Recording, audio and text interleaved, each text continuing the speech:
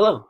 So, for my project, I did the graph of y equals sinusoidal x.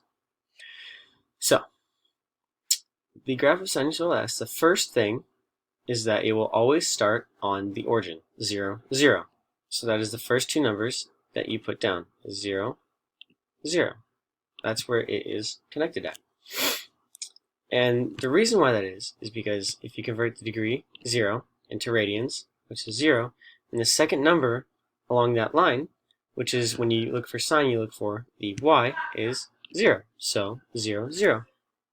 Now, we go on to the next, which is the color yellow, which I chose, because I'm going with a little bit of a rainbow theme if you haven't noticed.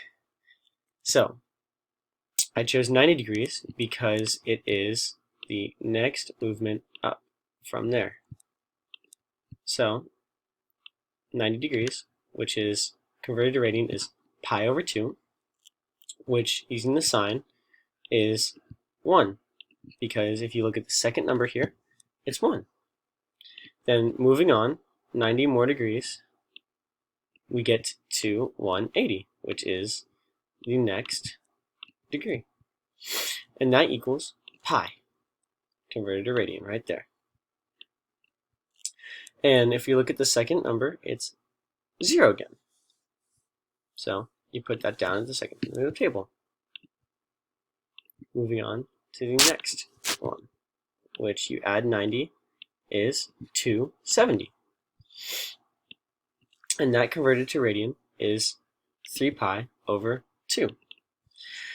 And the second number in the parentheses is -1, which is done right here. And this is the 3 pi over 2.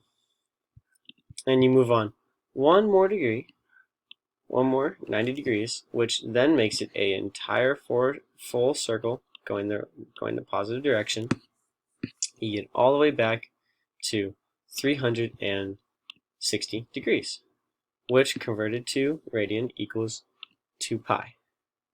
As you see right here, 360. And the second number in that, again, is 0. So you write 0 down for that. And now if you want to add one more, just in case you're wondering, and you wanted to go backwards, you would do just do negative pi over 2, which means you go backward this way, 90 degrees, and it's -1. So then this pi over 2 turns into negative pi over 2 and -1.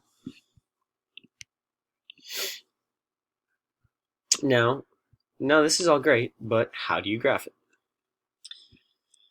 We see right here is a graph. So the first number is 0, 0, of course. So you plot it right here. Then you go pi over 2, which is right here, because they're each one rotation, so they're one away from each other, as you can see. So pi over 2 is the next one over, which, if you look right here, is 1. So therefore, the point goes right there. Now, the next one is pi, which is the next one over. So that equals 0. So you write it as 0 on the y-axis. Then the next one over is 3 pi over 2, which that is -1. So then you move the point down to -1. And then as you keep going, you get back to 2 pi, which, as we mentioned, was a full positive circle, and you get back to 0. And that makes this wave.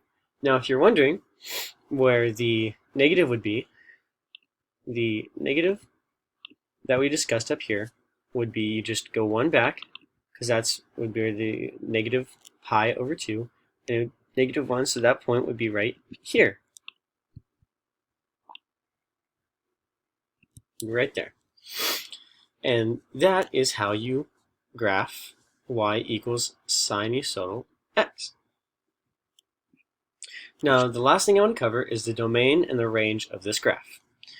Now, the domain is all real numbers because, as you can see, it goes on forever and always in both directions along the x-axis.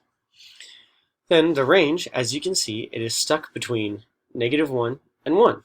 So therefore, the equation for that is -1 is less than or equal to the sine of theta, which is less than or equal to 1.